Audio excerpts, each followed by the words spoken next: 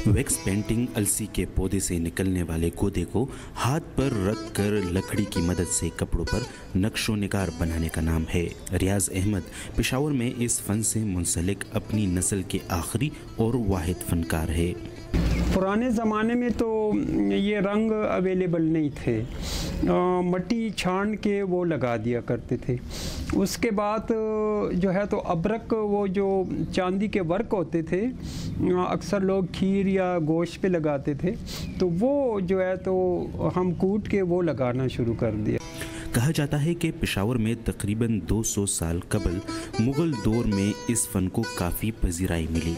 आज भी wax painting के नाम पर वही रिवायती डिज़ाइंस बनाए जाते हैं जिनका रिवाज मुग़लिया दौर से शुरू हुआ, यानी कपड़ों पर जानवरों की तस्वीरें बनाना जिनमें घोड़ा, हाथी और मोर काबिले ज़िक्र हैं। एक मैं इधर बना रहा हूँ और जो है तो कोई नहीं बनाता। मेरी फैमिली ने जो है तो ये काम छोड़ दिया, और उसकी वजह ये है कि आगे जो है तो वो जो चीज़ें बनाते हैं तो वो यही सवाल करते हैं कि आगे हम फ़रोख्त किसको करें। रियाज अहमद इस फ़न में महारत की वजह से यूनेस्को की तरफ से शील्ड ऑफ एक्सीलेंस और हुकूमत पाकिस्तान की तरफ से 2012 में तमग़े इम्तियाज़ हासिल कर चुके हैं। कुछ दहशतगर्दी की वजह से जो है तो हमारे सयाह जो है तो मेरे काम को असर नहीं पड़ा। ये जितने भी हुनरमंद हैं सबको जो है तो काम के काफ़ी असर पड़ा है।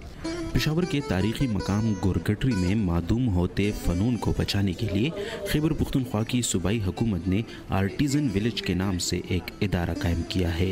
आर्टिज़न विलेज की इंतज़ामिया फ़नकारों के काम को अंदरून मुल्क फ़रोग़ करने के मौक़े फराहम करती है। वेबसाइट भी बनाया हुआ है, और जो हमारे फेसबुक से आप जैसे ही फेसबुक पे जाते हैं तो वहाँ से अगर कोई चीज़ आपको पसंद आए और आप ऑर्डर करना चाहते हैं और उस पर क्लिक करें तो डायरेक्ट आप वहाँ रजिस्टर हो के आपको ऑटोमेटिकली वेबसाइट पे खुल जाता है और वहाँ से आप ऑर्डर कर सकते हैं। दहशतगर्दी के खौफ की वजह से खैबर पख्तूनख्वा में गैर मुल्की सियाहों की आमद इंतहाई कम हो चुकी है। ऐसे में इन फनपारों की बैनुल-अक़वामी नुमाइशों तक रसाई को मुमकिन बनाना हुकूमत या आर्ट के कदरदानों में से किसकी जिम्मेदारी है, ये अभी तय होना बाकी है।